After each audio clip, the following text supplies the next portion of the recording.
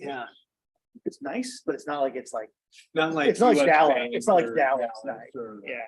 It's more utilitarian than I So would guess. bad.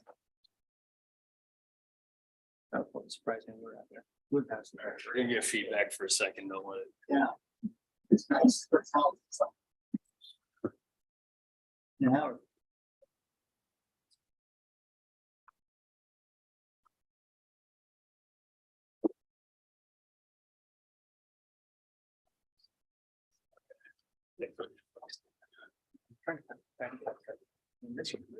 Yeah. Well, he's been doing short fire and stuff. It's like, there's no time, there's none. It's like every region. We have we print out the calendar Yeah. for the summer. I'm like, well, we've got a week at the end of July. That's kind of the same thing we're in. It's like, well, we don't have to fix something. Well, Ben, so yeah, Ben, this is. Elliot, are you all ready, technology wise? First tournament team, and then middle school baseball, it is every day in June. They have a new. Are you guys ready? Yeah, sorry. No, that's okay. I will call to order the February 27th, 2023 Planning and Zoning Commission meeting. Hillary, would you call the roll, please? Samuelson, Here. Force, Here, Grant, Brown, physically, mentally. Thompson, Steiger. Okay, Reganator. Here. Item number 3 is the approval of tonight's agenda. Any changes to tonight's agenda items? Hearing nothing, I'll entertain a motion to approve tonight's agenda. Brown motions. Thompson second. All in favor, say aye. Aye. Item number 4 is the approval of the February 13th, 2023 minutes of the regular Planning and Zoning Commission meeting. Hillary made a couple corrections to the minutes from Friday to tonight, so the version that I have has some corrections to it, but Good too. okay, great. So any changes to the February 13th minutes? Hearing nothing, I'll entertain a motion to approve the February 13th, 2023 minutes. Forced motions. Samuelson will second. All in favor, say aye. Aye. Item number 5 is a public hearing and recommendation on a zoning amendment to change the Norwalk and Fairway properties east of Iowa 28 and north of Chatham Ave from C2, CO, R4, and R160 to the Norwalk PUD. I will go ahead and open the public hearing at 5:47 p.m. And Elliot, would you brief us on this item, please? I'm actually gonna pass the baton off to Luke on this one. Perfect. Luke, whenever you're ready. Thanks, Megan and Elliot. Yeah, so this is a relatively simple PUD. It's just 2 parcels.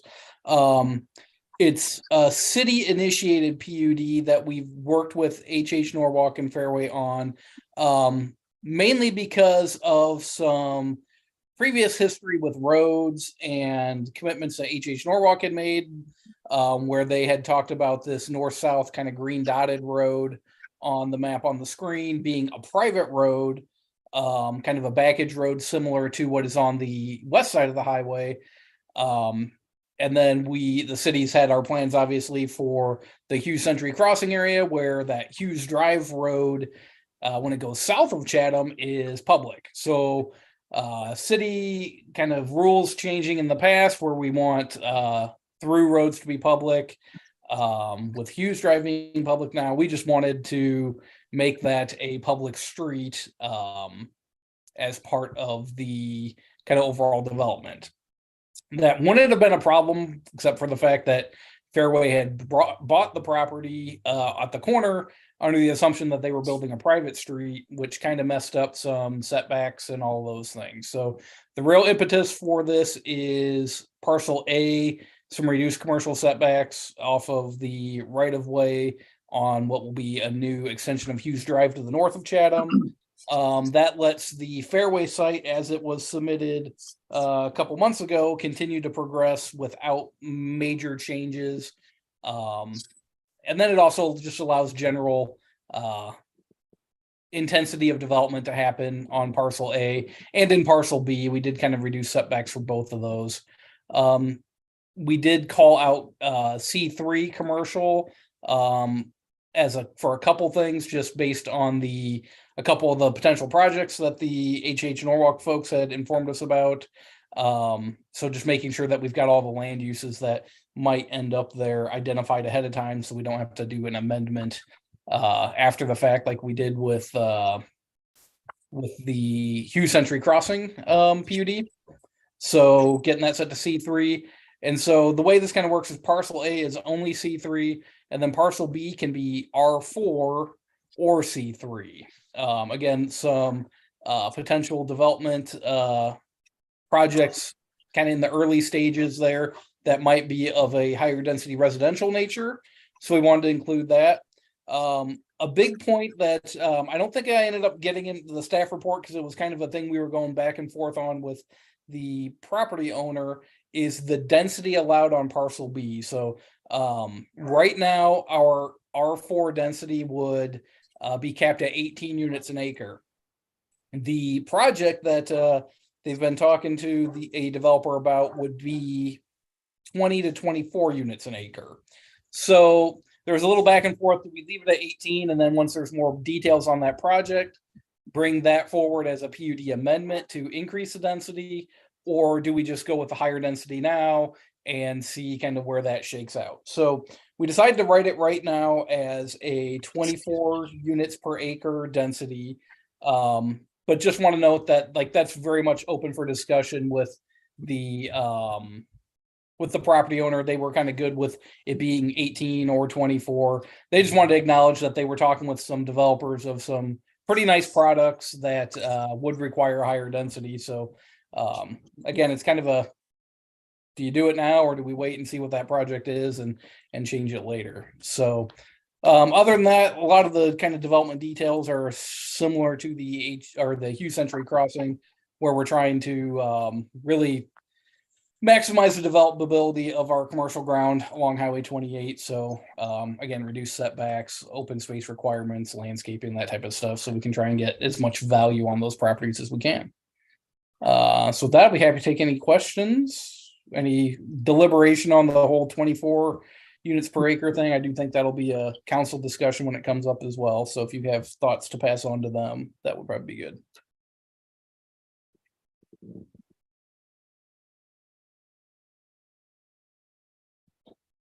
Luke, can you confirm that the R4, that's single family, is that right? R4 allows for it doesn't allow for just straight single family. Okay. So it does have what it calls a 1 and 2 family row house. Okay. And I guess, and to correct myself there, we did want to just focus it straight on apartments, being the higher density 24 units per acre. We didn't want there to end up being like a bunch of tiny homes or something. Again, the intention was an apartment complex at a denser than normal R4 density. So that was kind of a give and take there of restricting some of those additional residential uses. So Okay. Thanks for pulling that up, Elliot. Were there any members of the public who are on the Zoom or in person here tonight that wanted to speak on item number 5?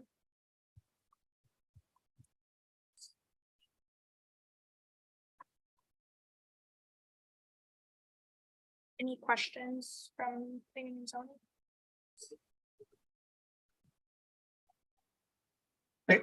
Real quick, parcel A, Luke, it mentions the option for kind of residential over commercial. Mhm. Is that a city initiated thing or is that a developer asking for that? That was just kind of a city initiated, again, trying to pull some of the things that we'd had in the Hugh Century Crossing up into this area.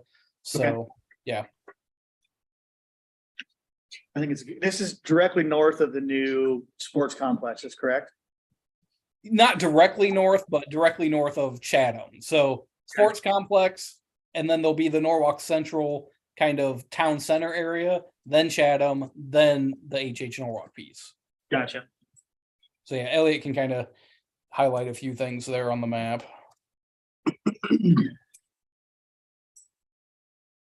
Yeah, so that's the area we're talking about. That skinny parcel there is the commercial kind of district for. Yep, right south of the yellow is Yep. the Hughes Century Crossing Commercial District. I think it lends itself well to higher density residential, I guess, in my opinion. It's kind of what you want. You want your higher density residential next to amenities, your grocery stores, those things that people can walk to. And I guess Well, it, and just from a surrounding uses standpoint, it's one of the better places to have a high density project happen sooner than later. Similarly to Brody's Landing, you know, we planned that out ahead of time. They were building those apartments before a bunch of the houses get there. Here, if the back half goes to a multifamily product, you know, you've got commercial all around it, some industrial kind of the northeast there. Potential for some higher density residential straight to the east, but again, you know, you're kind of a great time to be looking at that type of development in that area rather than having it being built at the end after a bunch of other stuff's already there. is the land directly to the east, is that Diligent? Yes. Okay. And that parcel, that is part of the Hughes Century Crossing parcel that can be a majority of different things. From some light industrial type stuff all the way to kind of newer urbanism residential neighborhood. So we opened up a lot of uses in there, but before anything happens on that property, we have to do a PUD amendment to the HH or to the Hughes Century Crossing PUD to kind of lock it in. So there'll be another chance for P&Z and council to look at what happens in that area. Luke, you might not be able to answer this question based on discussions with developers right now, but is there any potential for like a mixed use, like retail on the bottom, multifamily on the top? I don't think that that's been 100% ruled out, but I don't think that was the main. That hasn't been like a main discussion point. Okay. I remember at different points in times when we'd had discussions about high density going in there, is how the city would very much support that happening. It's just a matter of, you know, if the developer interest would be there for it from whatever residential product they're looking at right now. So.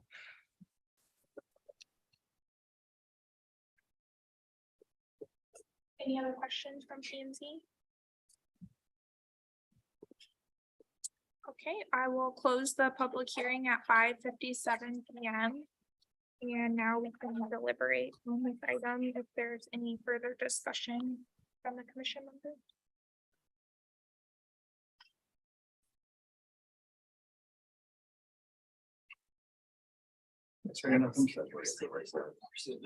Yeah, I agree, AJ. I think it's a good spot for a higher density. I'm gonna go there.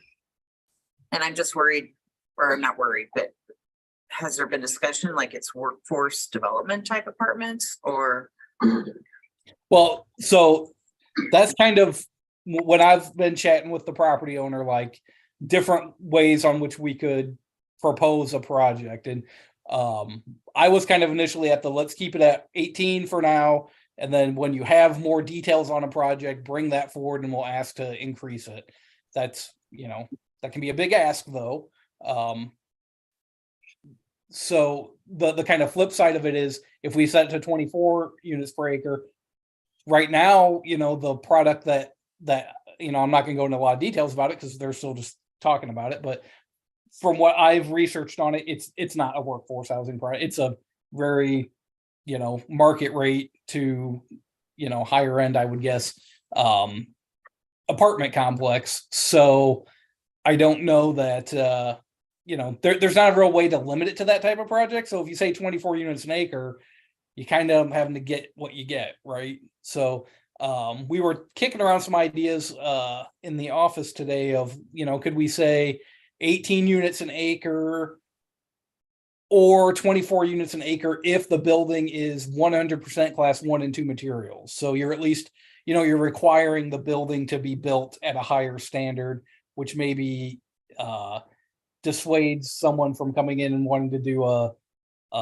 lower project at that high density, right? So just trying to think of ways that we could control, allow that higher density, but then get something for certain in return.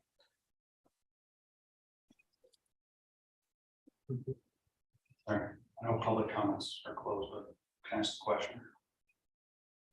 I don't think you asked for public comment during the hearing, actually, or did you? That's okay, we can reopen, can't we? I mean, I don't know. Yeah, let's do it. So anything as far as the limitations, how many stories the building is, because 18 to 24 units, if it's It's 4. 3 stories versus 5, that's Yeah. completely different. Separate apartments. So Yeah. I think the PUD lists 4, doesn't it? Luke, did you hear that question? I did not. I apologize. How many stories are is the PUD limited to? 4? Is it 4? I don't know that we contemplated the height. It's Scroll in down and see parcel, parcel A has got 4. Yep. parcel, Oh. this was- parcel B. And then the only other question that I would have is that 1 acre thing including interior parking? Does that make sense? The parking spaces at part of the acre that detracts from the size footprint of the apartments, so too? usually calculate it based on the total parcel area, so that would include the parking as well. Gotcha. We did not restrict, does not look like, we had a building height restriction on the parcel B, which I don't think was I don't know that we overtly, I don't think we were really thinking about that when we were talking through the residential one. So we could easily add that. I mean, from what I've seen, I'm guessing 3 to 4 stories is, the maximum of what we'd be looking at. So. And are those things that we can control a little bit at the site plan phase? Luke? If you wanted to have a restricted building height, you'd want to make a recommendation for it with the PUD. Luke, you said you guys tossed out ideas about building material. Did the city staff have any strong opinions about that? I mean, what did you guys think about that? Because I agree, if it's going to be 4 stories, it'd be nicer if it was better quality materials, because it's going to be something that you see driving down the highway. Yeah, I mean, I guess I couldn't. That was an internal discussion, so I don't know. I don't know that we've necessarily shopped that back out to the folks that are looking at potentially building there. My cursory review of their other projects in the metro, they all appeared to be, all brick buildings. So that was kind of a quick, easy one for me in my mind to say, well, let's just say it's this class 1 and 2 material. Then this project that's wanting to go through, we get them through. But if we get somebody else that's wanting to do a different style of thing that, a lot, our current R4 stuff would allow, correct me if I'm wrong, Elliot, but we would allow vinyl. Do we allow vinyl on a good portion of that as a class 4 material? Yeah, I think it's up to Like 30% or something. 40% class 1 and 2. What makes up that remaining 60, I don't recall exactly, but yeah, I think it might be all the way up to the rest of it. honestly. Yeah. So, that would be, again, in my mind, that was an easy way to say, well, if you want to go above the 18 units per acre, we're going to want to hire, even if it is only a big 3-story building, we still want to have a higher material for the structure. So. And our typical, everything requires a deck, all those typical things we have would still. Correct. Yeah, it's 40% 1 and 2. Class 4 cannot be more than 10%. Okay. So vinyl would be limited to 10, but fiber cement could be a good chunk of that building. So, and I guess just the other thing to, as you guys are all thinking of where you want to land on it, just discussing with the property owner, they wanted to make sure that everybody understood that, they're not necessarily pushing for 24 units an acre. That's just the project that they're looking at. That's what it would be. So it kind of makes some sense to do it now, but they totally understand, if we sit it to 18 now, that's fine. Just know that, we might end up with a discussion in the future to bump it up. And maybe that's the best way to do it, because then you can see that project and evaluate if you want to change the PUD for it. It's just, understanding that you might see something back shortly after we approve this. And, sometimes we have stuff come back and we think, well, why are we just approved this? Why are we amending it? So just. Yeah. But I kind of like that concept. It gives us a little bit of a check and balance for us to go kind of through that site plan or site elevations as a way to get it done. Yeah. Rather have the discussion with more information. Than just Yeah, do it off it's the kind of a bat. blanket, I guess. I'm kind of leaning, like you said, Luke, towards the 18 now. And if somebody wants to come back and propose something different, we take it on a case by case, developer by developer basis. We've got a little bit more control than we do just with a blanket 24. I am a very visual person. Can somebody, if Fairway is going to be right in front of this potential, multi-story building, how much taller could it be towering over Fairway? I'm guessing Fairway is gonna be 16 to 18 feet tall. And I'm guessing that we're probably 9-foot floors, 2-foot floor cavities, 11 floor to floor on the apartments. So if you're at a 4-story building, you're at 44, 45 feet. The right of way between the properties is gonna be 80 feet. So it's a long ways back then. But to me, if you're, like I said, if you're driving down 28, either direction, it's going to be something that catches the eye. It's very visual. Yeah, it'd be similar, I think, in visual appearance as the Holland Senior project, right? I mean, that's is that 4 stories or 3? So yeah, it would sit farther back from the road than the Holland Senior, but it's not the only kind of tall thing in that area though, with a couple other. Oh, I guess I don't know how much I'm supposed to talk about certain things, but there's other projects that are going in the area that would be of the 3 to 4 story nature. But there's the only drawback you could say is like the Holland Farm nursing home is on the down slope of the highway, whereas that's at the top. Yeah. So there might be a little bit of. Yeah, Like if we're trying to develop our city and make this city central or whatever we're calling it stand out and be attractive, I would rather have something, and maybe this is a discussion for the next meeting, but to have nicer material. Yeah. Like I Yeah. mean, I appreciated that Luke brought something like that up, and I am more for let's do the class 1 and 2. Just because it is going to be such a prominent location in our city. It just sets the tone for the next companies that are coming in. Are we able to do both? Leave it at 18 and do the 1 and 2? I think so. you could. Usually if we were to do that, I mean, the a PUD from that regard is usually like a negotiation, right? Between, it's a give and take, right? Like, we're gonna let you do this in exchange for that. So, in that regard, we'd be saying do something and requiring it to stay at one thing. It, from that regard, I don't know what the give and take is, but I don't have an issue with that from getting a higher quality material in there. But Luke, can you real quick run through what would be your typical materials for classes 1 through 4? Elliot can pull that back up. He had it pulled up there. Sorry.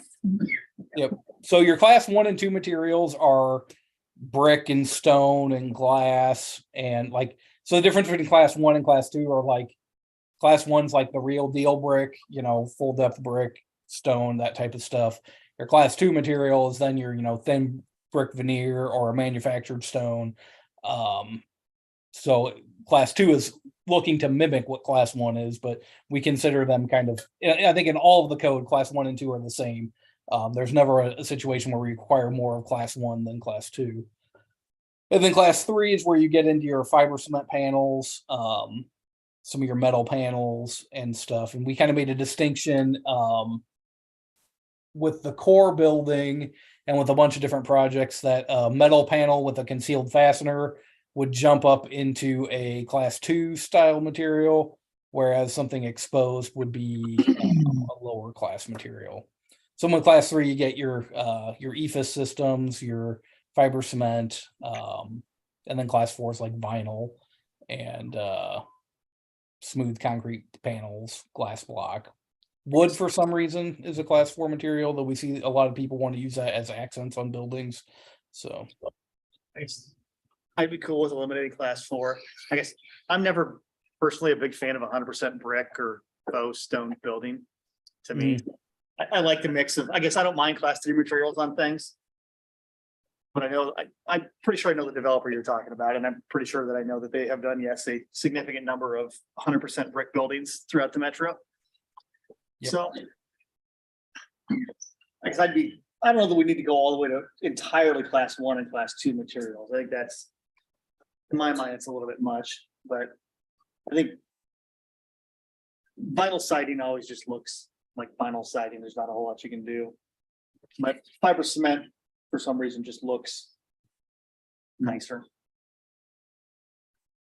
yeah, you could certainly say you wanted to tweak the architectural standards to just, eliminate the 10% class 4 material.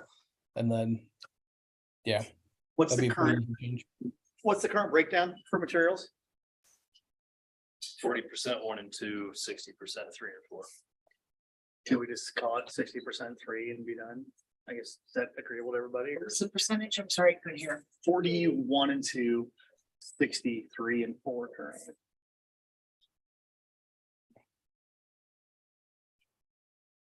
So you're proposing just basically remove class 4 and say you can have 60% in class 30. Yeah, I mean, legacy, what's the apartments over here?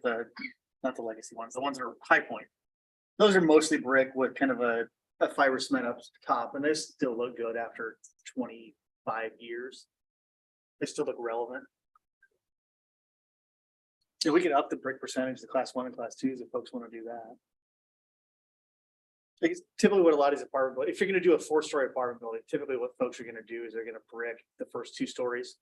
Or maybe they'll brick the first story and then the corners, kind of a deal from an architectural standpoint. Could And we then- wait on those decisions too, as well, until there's some sort of thing that comes forward? I don't know, Liv, do we need to have something, some sort of intention that we're gonna make some tweaks to that, or?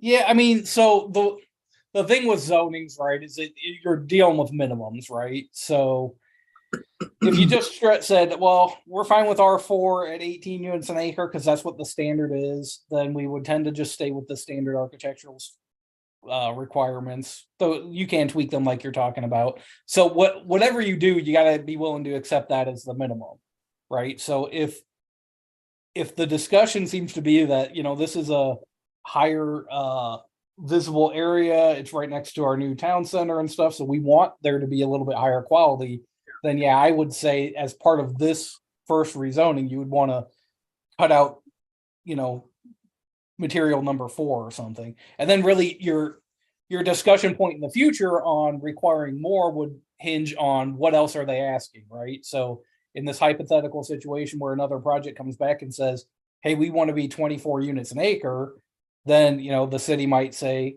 okay, but you're going to be all class 1, class 2 material, right? And they would come back to us with a requested amendment of the PUD for their specific project. I feel like That's how it getting would it out work. of the way, just set it. In that scenario, I would expect that, but we'd also have to be willing to understand that somebody might just come in, whatever you zone it today, or whatever council ends up zoning it, someone could just say, hey, you know what, I like this project, I want to do that. And then they're going to meet, there's always the ability for somebody to meet the minimum requirements that we put out. Let's give them the minimum we want. So is everyone in agreement on the 18 units? I think we start there. Like I said, I guess I don't have a problem seeing Yeah. something twice, at least on my Yeah. end. Agreed. And then what about the stories? Did anyone have a strong feeling one way or another on that piece. I think we insert 4 stories, just as a catch-all for now. I'd agree. I worry it's going to tower over. It'll be double the height, but like Elliot was talking, so you've got the fairway parcel, you've got 80 feet of right of way. It's far enough off the highway. It's gonna be at least 450 feet away. It's probably similar to what's on the other side of Highway 20. I don't know how far the Right. Hubble stuff is back behind Greg Young, but it's probably about that far back off the highway. Plus or minus. Yeah, you can measure that. Beginning part of it towards Yeah, the towards clubhouse area. Yeah, I mean, that's probably not quite that far, but. Those are 600-ish, but I mean, those are almost to the point where they're far enough on the highway that I don't even notice them when I'm driving into town. I know What's that some dealership? around here. Yeah, you're down there. Yeah. I guess I'm okay with 4 stories.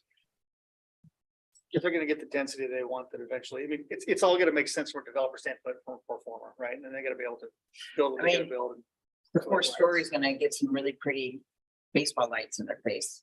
So, And I think it'll be less jarring once that area builds out. Yeah. You know, it That's a good seems point. like it's really jarring right now because it would be in the thing. probably not that much shorter, honestly, than what Capital City Fruit is now. I'm guessing, I was in there that's last true. week, even you've got 35, 40 foot of clear, maybe even more than that. I mean, again, it's just, it's Yep. set further back and down.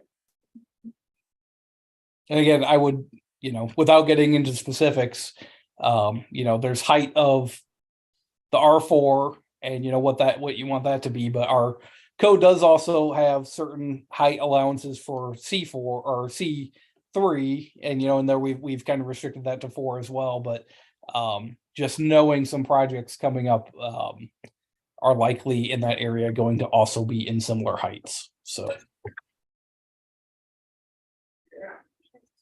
So then building materials. Strong feelings about not eliminating class 4. I would definitely eliminate. I'm more of like, heck, let's do 60-40 instead of 40-60. I want it to look nice. I say give it to them at the beginning and let them know what we expect. I mean, it seems like we are setting a precedent, and Luke's saying that there's more that are going to be coming through the chute. I don't know. Is that also something that we can amend in the future if they come to us and say, hey, if we do it 60-40 and they've got, 55-45, is that something that they can propose to amend in the future, Luke? yeah, So why wouldn't we set it where we want it if we need to? 60% 1 and 2, 40% 5 3. At least for this parcel. If If it wasn't that close to the highway and Yeah, this first. yeah. things, you know. right, that's the thing is that I don't want to make sure that we're only applying this to this case of apartments, right? Right. We're not talking about apartments everywhere in town. We don't want to be, I don't think that restrictive. Right, I think it's just, Yep. it's Yep. our shiny new Yeah, area in Norwalk. Yep. Absolutely. Yeah, I don't want to look at it that ugly. Well, and it's about like longevity too, right? Because that's the whole point of this huge project that the city's taking on, is that it will be there for a very long time. Which I think the better materials lends itself to. Ooh. So everybody good with that? Mhm. Okay, so. Hmm. I can say this right. Okay. So I will entertain a motion to approve the zoning amendment to change HH Norwalk and Fairway properties east of Iowa 28 and north of Chatham Avenue from C2, CO, R4, and R160 in the HH Norwalk PUD with the following provisions: that R4 will be limited to 18 units per acre. R4 will be limited to 4 stories.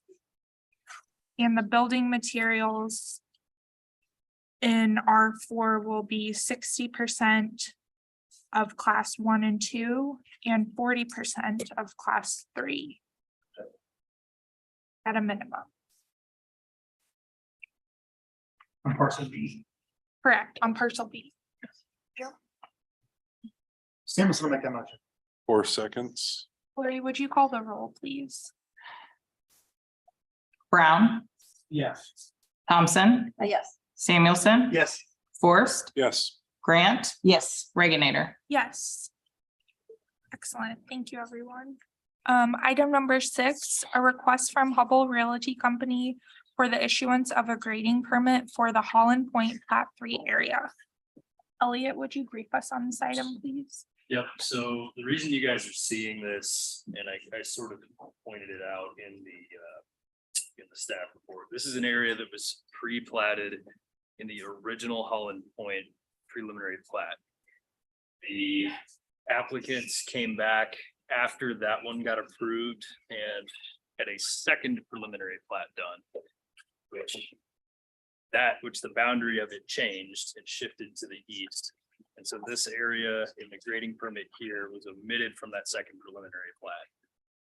They haven't changed any of the grading in this area from the original prelim plat that went through.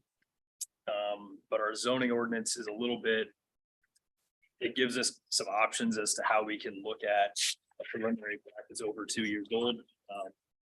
In theory, if you do a preliminary plat and then don't do anything for 2 years on the site, it has expired and you have to come back with a new preliminary plat. In this case, unless you, and the dynamic part of that is if you prelim plat and then build it out in phases slowly, you can keep that original preliminary plat for 10 years. But that's kind of what's going on. So it's in the states, that's going to take about 10 years to build out. You guys won't need to see another preliminary. But we thought it was kind of a good middle ground to have a grading permit go forward for this area, just to reconfirm that what they are going to do from a dirt moving capacity is still in line with what's in that original preliminary plat. And it is, and so we're recommending approval of that. This won't need to go to council. Essentially just a re-upping of the public improvements that they have proposed here. We have gone ahead and done construction document review, so sanitary, storm, water, city engineers reviewed all of that, and they got his approval. So we're recommending approval of the grading permit so that they can proceed on the next phase.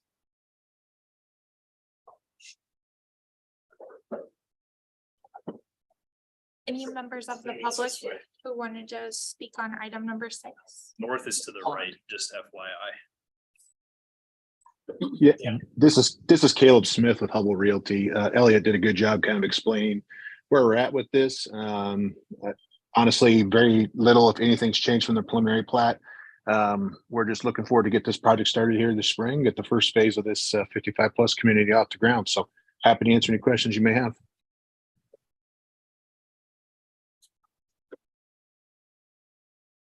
Any questions from the commission? So with this, the top of this, would that basically butt up to Elizabeth Holland? Correct. Okay.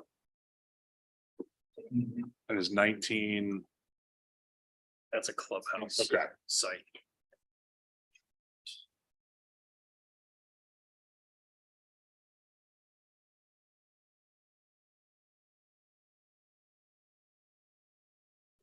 I'll entertain a motion to approve the grading permit if there's no additional deliberation or questions.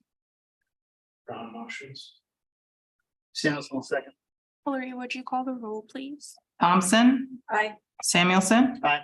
Forrest, yes. Grant, Aye. Brown, Yes. Reginator. Aye. Item number 7 is the city council update from David Lester.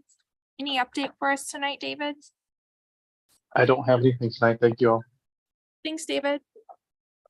Item number 8 is an economic development update from Holly. Is Holly on the Zoom tonight? Luke will kind of jump into your community development update with any economic development pieces you might have to share with us. Sure, yeah, again, lots of projects, I think, right on the cusp of being able to talk about more in the kind of Norwalk Central area. So again, lots of interesting stuff happening there along that Chatham area. So we've had some good meetings about that and getting projects where they need to go from kind of pre-app discussions and stuff, and looking to hopefully have some of those submit formally to the city here in the coming weeks and months. So that's good. And I guess the only other thing, tomorrow I've got our first steering committee meeting for the Warren County Comprehensive Plan. So that will be good to participate with that. Any update for us, Elliot? All right, our next meeting is scheduled for March 13th, but it sounds like we typically cancel for spring break purposes. So don't be surprised if you get an email from Elliot canceling that meeting. So plan for our next meeting to be March 27th here at 5:45. And with that, I will entertain a motion to adjourn. Motion. I'll second. All in favor, say aye. Aye. Aye. We are adjourned at 6:25 PM. Thanks, everyone. Megan, good way of wrapping all that up on that. Yeah. part. Sorry, I was trying to take notes while we were talking about it. audience?